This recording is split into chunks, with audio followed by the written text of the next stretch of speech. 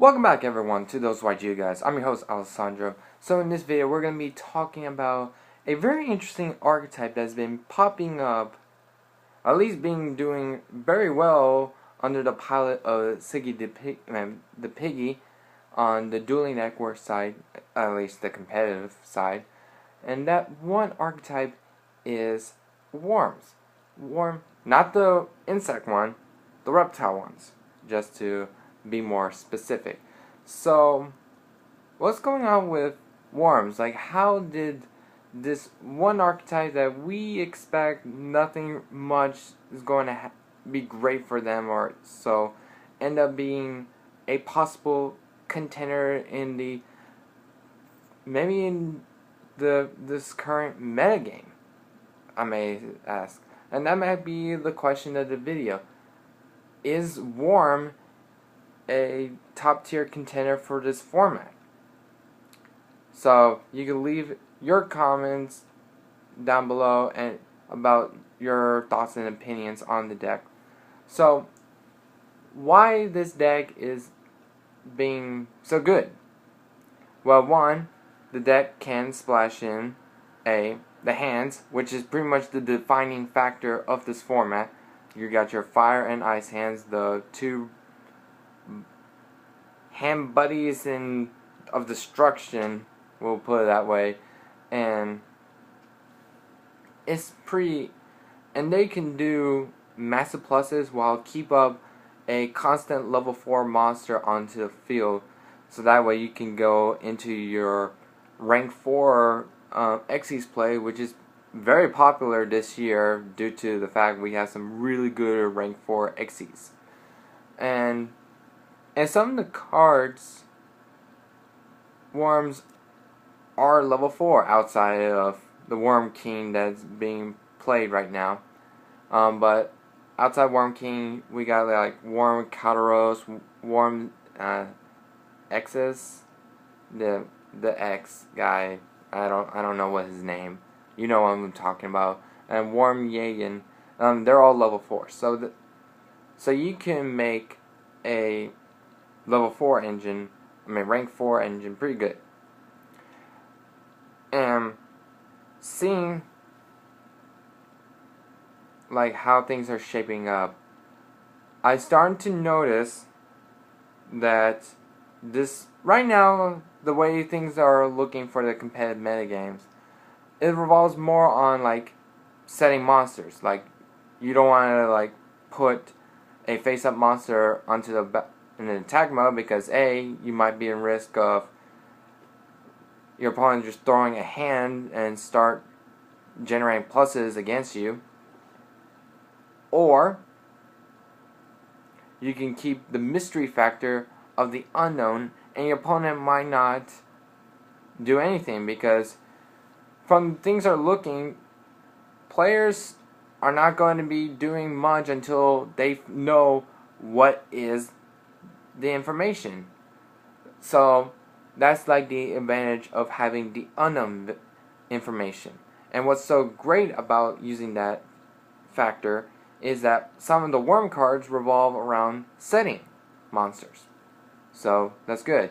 Cards such as Worm Cataros, so like when it flip summon, you get to add one level 4 or lower worm reptile monster from your deck to your hand. Okay, not bad. Or you can have when you normal summon a worm, I'll call it Worm X right now because I can't even know how to pronounce it. It's like X's or something like that. The 1800 beater, which when he's normal summon, you can send one worm monster from your deck to your graveyard, and if you control the Worm Jagen, he can't be destroyed by battle. So another good thing. And Worm Jagen, like when he is flip, you can bounce an opponent's monster back to their hand, or the extra deck if it happens to be an extra deck monster. And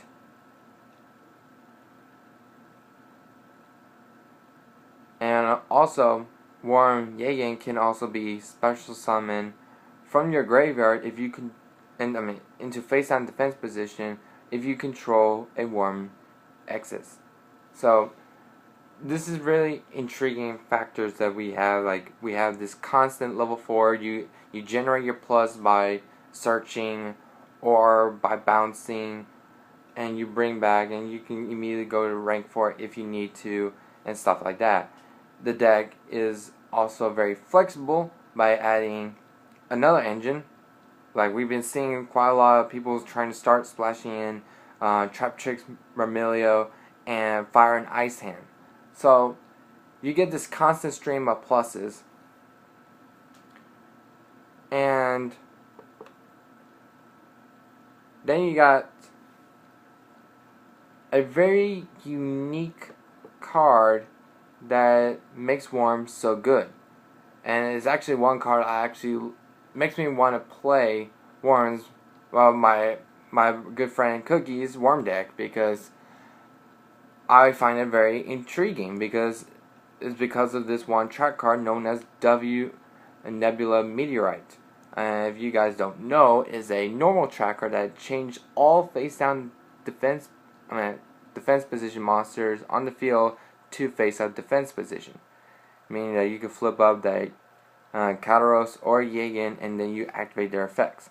And during the end phase of that turn, you can change all, well, it's a mandatory, change all face up light reptile monster you control into face down defense position, then draw one card for each one of them. And after that, you can special summon one level 7 or higher light reptile monster from your deck. So the most common level 7 or higher light reptile monster is Worm King, which you can easily tributing one reptile worm monster and select one card your opponent controls and destroy it. And it's a 2700 beater. So not bad at all. So face down defense mechanism is a key factor. And what's also so good about the worm monsters, like Worm Yagan, it has 1800 defense. Now if you analyze a bit carefully about the Hat deck, which is being the really highly popular deck right now, they can't really, like, the main deck monsters, outside of like the Artifact, Molentech, I think that's his name, the blue Artifact guy, they really don't do well getting over monsters with high defense, and they had to go into their Xyz monster to try to get over those high defense position monsters.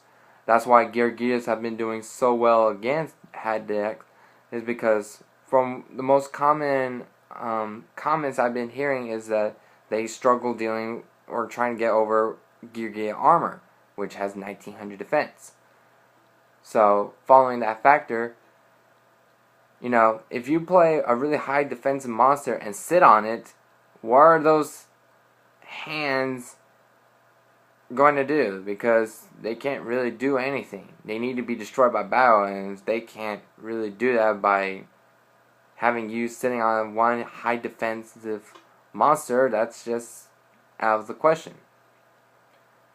And what's so great about the W Nebula Meteorite, it takes away the unknown factor, the unknown information, so that way you can get to know what are your opponent's face down monsters, because that's the big thing about this format. Now it's all about setting monsters and trying to figure out what kind of information you can gain on. And then once you find out that information, then you start formalize a strategy how to really play around these situations, or play against it, or just make your set strategy. That's why Trap Dust Shoot became banned, because you get to look at your opponent's hand and, oh look, all I have to do is just memorize the cards that I've already received information and play around them. That's basically how W Nebula Meteorite is likely about. No, it's not as broken as Trap Dust Shoot, but it gives out nice information to the Worm player. So that's all I have to say about the Worm deck. I think it's really intriguing. Now the real question is, does it have what it takes to become a competitive contender for this format? That is yet to be seen, because we haven't seen anything going on during regionals or YCS, which I don't know if we're having another YCS anytime soon. I think the next big event I could remember right now is, off the top of my head, is like Euros right now. But they might be, there might not be, I don't know. Just don't quote on me on that one. But yes. So that's really interesting information that we have gained so far. So basically my overall feelings, Gear still arguably is the best deck of the format. We don't know that's 100% true, but it is a really strong contender. Top tier, nonetheless. Hat deck, good deck, very creative. Is it the best deck? No, not really. Because I think now, what really made that deck go so far is the fact that it has the surprise factor, which I think a lot of people, including myself, were caught off guard when the big, huge result happened at YCS Philly this past couple of weeks. Let's see.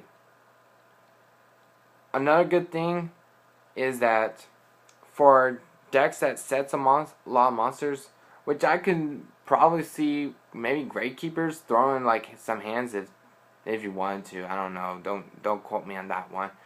I would not be surprised if something like that happens. But yeah. Those kind of decks, they benefit because guess what? There's such a low population of Firefists and Mermails in the competitive streak. And I'm not saying to any offensive to any Mermails or Firefist players, because I like both those decks, and I play them as well.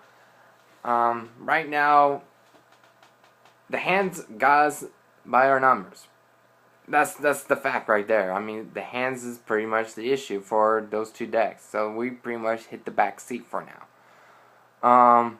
On top of that, another yet determining factor would be how popular would cards like Nobleman Crossout become, because I think people are now starting to pick things up about Nobleman Crossout.